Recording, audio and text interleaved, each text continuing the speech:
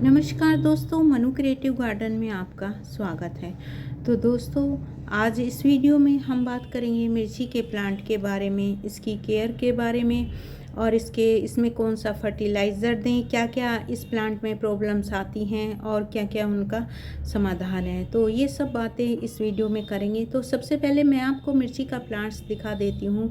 ये मेरा दोस्तों मिर्ची का प्लांट्स है और मैंने इसे वेस्ट मटेरियल में एक टूटे हुए टब में लगा रखा है।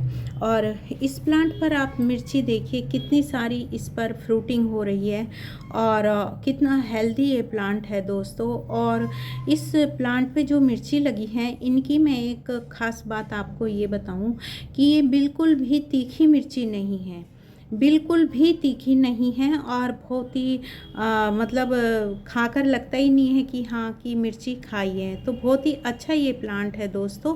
और ये देखिए, इतनी सारी फ्रूटिंग इस पर हो रही है और मैंने इसे टोटल किचन वेस्ट में ही लगाया है और सबसे मतलब आधे से ज़्यादा मैंने इसमें किचन वेस्ट का यूज़ किया है जब मैंने इसकी सोयल तैयार की थी।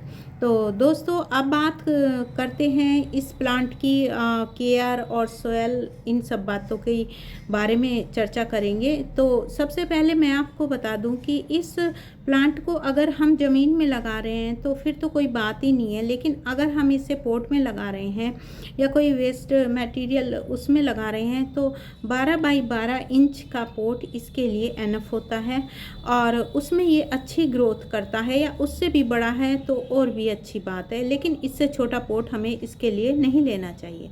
इसकी मिट्टी में 2 हिस्से गार्डन की नॉर्मल मिट्टी, एक हिस्सा सैंड और एक हिस्सा इसमें compost, vermi compost, kitchen waste या गोबर की सड़ी हुई खाद, आप कुछ भी इसमें फर्टिलाइज़र के तौर पर मिक्स कर सकते हैं।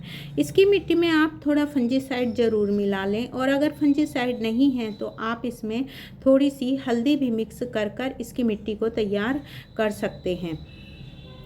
तो दोस्तों, आप मेरे इस प्लांट की ग्रोथ देख रहे हैं और इसकी फ्रूटिंग भी आप देख ही रहे होंगे कितना ये हेल्दी प्लांट है। तो बहुत से दोस्त कहते हैं कि मिर्ची के प्लांट पर फूल आते हैं और फूल आकर झड़ जाते हैं और फूल आते हैं तो वो फल में कन्वर्ट नहीं होते हैं। तो इसका क्या रीज़न है? तो दोस्तों, सबसे पहले तो आप अपने जो मिर्ची के सीड हैं वो अच्छी क्वालिटी के लीजिए। और मैं आपको बता दूं कि तो मैंने तो ये जो मिर्ची का प्लांट है, ये जो घर में मिर्चियाँ होती हैं दोस्तों, ये मेरी मिर्ची कुछ सूख गई थी, उसी के ही मैंने बीज डाल दिए थे। लेकिन आप भी उन बीजों से ग्रो कर सकते हैं, फ्री के हमें प्लांट मिल जाएंगे, लेकिन वो बीज हेल्दी होने चाहिए। या तो हम बाज़ार से भी खरीद सकते हैं और या घर में भी लगा सकते हैं। और घर के बीज देसी बीज होते हैं, बेस्ट होते हैं दोस्तों, लेकिन वो अच्छी उनकी हेल्दी बीज होने चाहिए। और दूसरी बात दोस्तों, जो इसके फूल गिरते हैं वो ओवर वाटरिंग की वजह से ज़्यादा गिरते हैं। जब हम इस प्लांट में पानी ज़्यादा दे देते हैं तो ओवर वाटरिंग की वजह से हमारे फूल गिर जाते हैं। तो पानी का इसमें खास ध्यान रखें और जब आपके प्लांट पर फूल आने शुरू हों तब कम से कम इस प्लांट में पानी दीजिए, यानी ओवर वाटरिंग मत कीजिए। ज़्यादा गर्मियों में आप इसमें डेली पानी दे सकते हैं, लेकिन जब ही दें जब इसकी मिट्टी पूरी अच्छी तरह से सूख जाए। दूसरा रीज़न होता है दोस्तों, इसकी मिट्टी में पोषक तत्वों की कमी का होना। जब इसकी मिट्टी में पोषक तत्वों की कमी हो जाती है तो जब भी फूल गिरने लगते हैं और वो फल में कन्वर्ट नहीं होते या फूल आते ही नहीं हैं।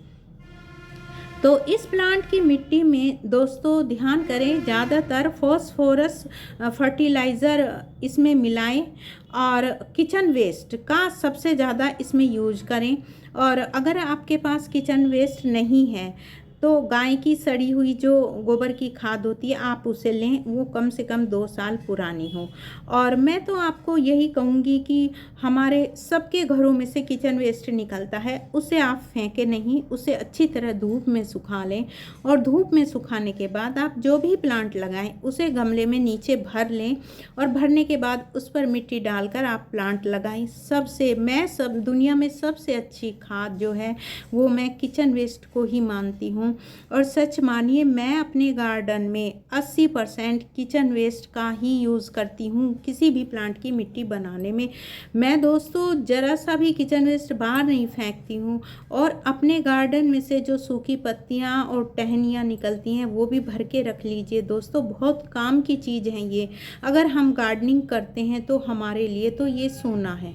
तो इन चीज़ों को वेस्ट मत कीजिए, अपने इस प्लांट की जो मिट्टी है उसे बनाने में आप यूज़ कीजिए। अब बात करते हैं दोस्तों इस प्लांट की सनलाइट की। तो अगर हो सके तो इसे पूरे दिन की सनलाइट दें, और अगर कोई ऐसी जगह नहीं है जहाँ पे पूरे दिन की धूप नहीं आती है तो आप इसे कम से कम 6-7 घंटे की तो आप इसे धूप दें। हर वेजिटेबल्स प्लांट को कम से कम 8-9 घंटे की धूप तो चाहिए होती है, जब ही उस पर फ्रूटिंग होती है, वरना ना तो उस प्लांट की ग्रोथ अच्छी होती है और ना ही उस पर फ्रूटिंग होती है। इस पौधे में दोस्तों रेनी सीजन के बाद कभी कभी वायरस का अटैक हो जाता है, बल्कि ज़्यादातर टमाटर और मिर्ची के प्लांट में ही इस वायरस का अटैक होता है। इसमें क्या होता है दोस्तों, इसकी लीव्स कर्ली हो जाती हैं, इसमें फंगस लग जाती है। तो फंगस के तो मैं आपको बताती हूँ कि जो इसमें नीचे लीव्स होती हैं आप, और सड़ी गली लीव्स जो मिट्टी में आ जाती हैं दोस्तों, उन्हें अच्छी तरह से इस मिट्टी को साफ़ करें, और जो घास उग जाती है उस घास को भी उखाड़ दें। उखाड़ने के बाद इस मिट्टी की अच्छी तरह से गुड़ाई करें। और दूसरा दोस्तों, इस प्लांट की जो लीव्स हैं वो करली हो जाती हैं, करली लीव्स को प्लांट पे से तुरंत हटा दें और उन्हें किसी दूर जगह फेंकें, क्योंकि आसपास ना फेंकें वरना आपके और प्लांट्स भी खराब हो जाएंगे। तो इस तरह से, और इस पर नीम ऑयल का स्प्रे करें। और अगर नीम ऑयल नहीं है तो दोस्तों आप अदरक, हरी मिर्च और लहसुन बराबर मात्रा में लें, उसे मिक्सी में अच्छी तरह पीस लें, और उसका जो घोल तैयार होता है उसे छान कर दोस्तों उसकी स्प्रे इस प्लांट पर आप करें। और उस स्प्रे को दोस्तों एक बार नहीं करना है, उसे कई बार आपको करना होगा, जब ही इसमें से इंसेक्ट दूर होंगे। तो ये थी दोस्तों इस पर जो इंसेक्ट लग जाते हैं। और कभी कभी आप देखो पत्तियों के नीचे भी छोटे छोटे जो कीट होते हैं वो अपने अंडे दे देते हैं, जिससे वो पत्तियों का सारा रस चूस लेते हैं। तो जब भी हम स्प्रे करें दोस्तों फंजीसाइड की, तो हम जो प्लांट है उनकी लीव्स है उनके नीचे भी हम अच्छी तरह से इस प्लांट पर स्प्रे करें। और दोस्तों इस प्लांट में ओवर वाटरिंग बिल्कुल नहीं कर रही, मैं आपको पहले ही बता रही हूँ, क्योंकि बारिश के पानी से मेरी मिट्टी थोड़ा ज़्यादा गीली हो गई थी। तो अब इसमें क्या करना है, ये सब पत्तियाँ हटाकर इसकी सफाई करनी है, इसको क्लीन करना है, और उसके बाद दोस्तों इसकी गुड़ाई करनी है और अच्छे से इसके धूप लगे, और जब इसकी मिट्टी सूख जाए जब ही इसमें वाटरिंग करनी है। इसमें दोस्तों महीने में एक बार तो आपको खाद देनी ही होती है। उसके लिए आप गोबर की सड़ी हुई खाद दे सकते हैं, आप इसमें लिक्विड फर्टिलाइज़र दे सकते हैं। और आपको दोस्तों एक बेस्ट फर्टिलाइज़र बताती हूँ, वो है मस्टर्ड केक। दोस्तों जितने भी आपके वेजिटेबल्स प्लांट हैं, आप लस्सी का फर्टिलाइज़र दीजिए, मस्टर्ड केक का फर्टिलाइज़र दीजिए दोस्तों, सबसे ज़्यादा बेस्ट है और बहुत अच्छी फ्रूटिंग प्लांट्स पर होती है। तो इस तरह से दोस्तों हम इस प्लांट को हेल्दी रख सकते हैं। और जब भी दोस्तों प्लांट ख़राब होते हैं ना, ओवर वाटरिंग की वजह से ज़्यादा होते हैं, पानी ना देने की वजह से या मिट्टी सूखने की वजह से कभी प्लांट ख़राब नहीं होता, हमेशा ओवर वाटरिंग की वजह से ही प्लांट खराब होते हैं।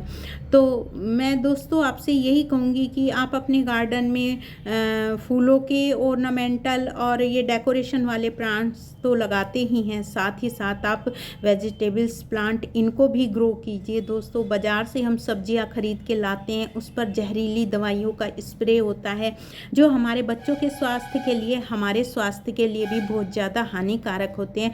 तो दोस्तों अगर थोड़ी भी जगह है ना, पोट्स में, वेस्ट मटेरियल में, किसी चीज़ में पुदीना, हरी मिर्च, धनिया और प्याज, छोटी मोटी सब्जियां तो दोस्तों हम ग्रो कर ही सकते हैं। तो आप अपने गार्डन में इन वेजिटेबल्स के प्लांट को दोस्तों ऐड कीजिए। और आपको ये मेरी वीडियो अच्छी लगी हो, ये जानकारी दोस्तों आपको अच्छी लगी हो, तो वीडियो को लाइक करें, शेयर करें और जो दोस्त मेरे चैनल पर नए हैं वो मेरे चैनल को दोस्तों सब्सक्राइब ज़रूर करें। आपके एक लाइक से हमें बहुत ज़्यादा मोटिवेशन मिलता है दोस्तों। और इस तरह से हैप्पी गार्डनिंग, खुश रहिए, गार्डनिंग करते रहिए और अपनी सेहत का और अपने बच्चों का ख्याल रखिए। Thanks for watching. Happy gardening.